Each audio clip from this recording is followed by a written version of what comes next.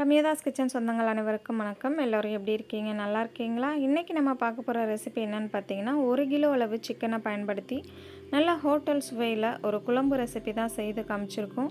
இதுக்கு இன்ஸ்டன்ட் மசாலா எதுவுமே பயன்படுத்தாமல் மசாலா ஃப்ரெஷ்ஷாக அரைச்சி சேர்த்து இந்த குழம்பை செய்திருக்கோம். ரொம்ப சுவையாக இருக்கும். கண்டிப்பாக நீங்கள் இந்த மெத்தடில் ஒரு முறை ட்ரை பண்ணிங்கன்னா மறுபடியும் நம்ம வீடியோவை பார்த்து தான் அடுத்த முறை சிக்கன் குழம்பு செய்வீங்க. அந்தளவுக்கு சுவையாக இருக்கும்.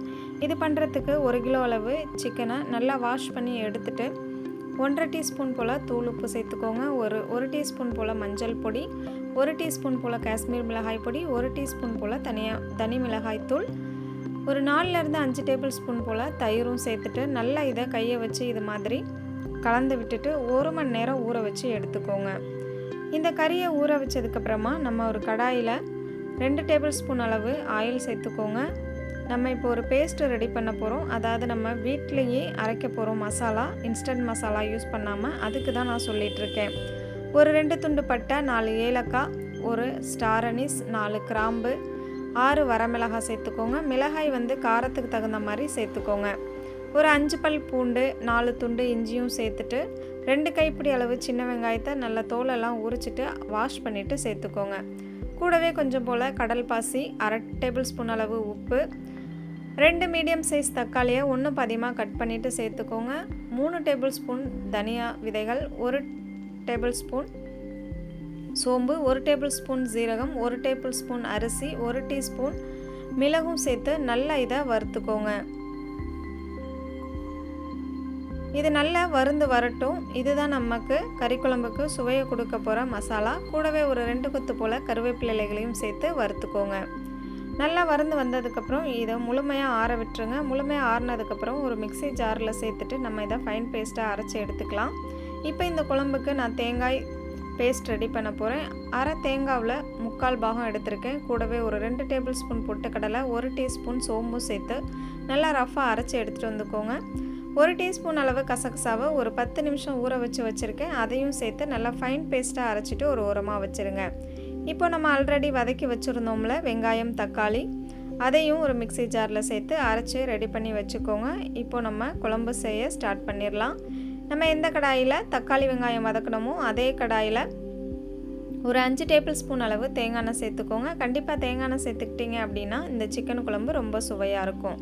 2 துண்டு பட்டை, 2 ஏலக்காய், 2-3 கிராம்பு சேர்த்து நல்லா பொரிய விட்டுட்டு ஒரு பெரிய வெங்காயத்தை நல்லா பொடுசாக கட் பண்ணிவிட்டு இந்த மாதிரி பொன்னிறம் வர வரைக்கும் நல்லா வறுத்து எடுத்துக்கோங்க. கூடவே 1 கொத்து போல் கருவேப்பிலை இலைகள், ஒரு மீடியம் சைஸ் தக்காளியை கட் பண்ணிவிட்டு சேர்த்துக்கோங்க. நான் இன்றைக்கி 1 பாதியமாக தான் கட் பண்ணிவிட்டு சேர்த்துருக்கேன். நீங்கள் நீள் வாக்கில் நல்லா ஃபைனாக கட் பண்ணிவிட்டு சேர்த்துக்கோங்க.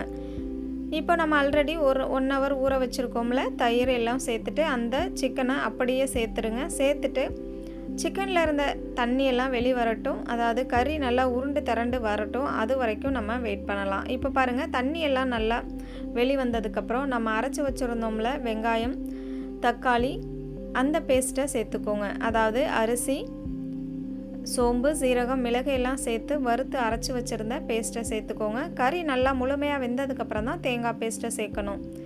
நல்லா இதை கலந்து விட்டுக்கிட்டு இருந்தீங்க அப்படின்னா கொஞ்சம் போல் வெந்து வரட்டும். ஒரு 3லேருந்து 5 நிமிஷம் வரைக்கும் கலந்துட்டு வேக வைங்க. அதுக்கப்புறமா ஜாரை அலசிட்டு உங்களுக்கு தேவையான அளவு தண்ணி சேர்த்துக்கலாம். நம்ம இதில் மிளகாய் தூள் அதெல்லாம் எதுவுமே சேர்க்க போகிறதில்ல.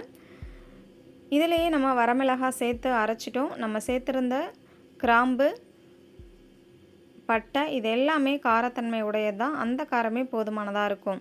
நல்லா மூடிட்டு ஒரு 10லேருந்து 15 நிமிஷத்துக்கு இதை லோ ஃப்ளேமில் வச்சு வேக வச்சுக்கோங்க. கறி நல்லா வெந்ததுக்கப்புறமா நம்ம அரைச்சி வச்சுருந்தோம்ல தேங்காய், பொட்டுக்கடலை, சோம்பு சேர்த்து அந்த பேஸ்ட்டை சேர்த்துக்கோங்க. சேர்த்து நல்லா கலந்துட்டு ஜாரை கொஞ்சமாக தண்ணி சேர்த்து அலசி சேர்த்துக்கோங்க. சேர்த்துட்டு மூடிட்டு ஒரு 5 நிமிஷத்துக்கு இதை கொதிய வச்சுக்கோங்க. அவ்வளோதான். நமக்கு ஆல்ரெடி கறி வெந்து வந்திருக்கிறதுனால ரொம்ப நேரம் கொதிய வைக்க தேவையில்லை. தேங்காவோட பச்சை வாசனை போகிற வரைக்கும் கொதி வந்தாலே போதும். கடைசியாக இதில் 2 கொத்து போல் கருவேப்பிலை இலைகள், 1 கைப்பிடி அளவு கொத்தமல்லி இலைகளை பொடுசாக கட் பண்ணிவிட்டு சேர்த்துட்டு நல்லா இதை கலந்து விட்டுட்டு ஸ்டவ் ஆஃப் பண்ணிக்கோங்க. அவ்வளோதான், நமக்கு சிக்கன் குழம்பு ரொம்ப ஹோட்டல் சுவையில் டேஸ்டியாக ரெடி ஆயிடுச்சு. பாருங்கள், பார்க்கும்போதே எவ்வளோ சூப்பராக கலர்ஃபுல்லாக எப்படி இருக்குன்னு. இது சாதத்து கூட சாப்பிட்றதுக்கு அவ்வளோ டேஸ்டியாக இருந்தது. அப்புறம் இட்லி, தோசைக்கு எல்லாமே கூட இது ஒரு சூப்பரான காம்பினேஷனாக இருந்துச்சு. மதியம் சாதம், நைட்டு தோசை அல்லது இட்லி, சப்பாத்தி, பூரி செஞ்சீங்க அப்படின்னா இது சூப்பரான காம்பினேஷனாக இருக்கும்.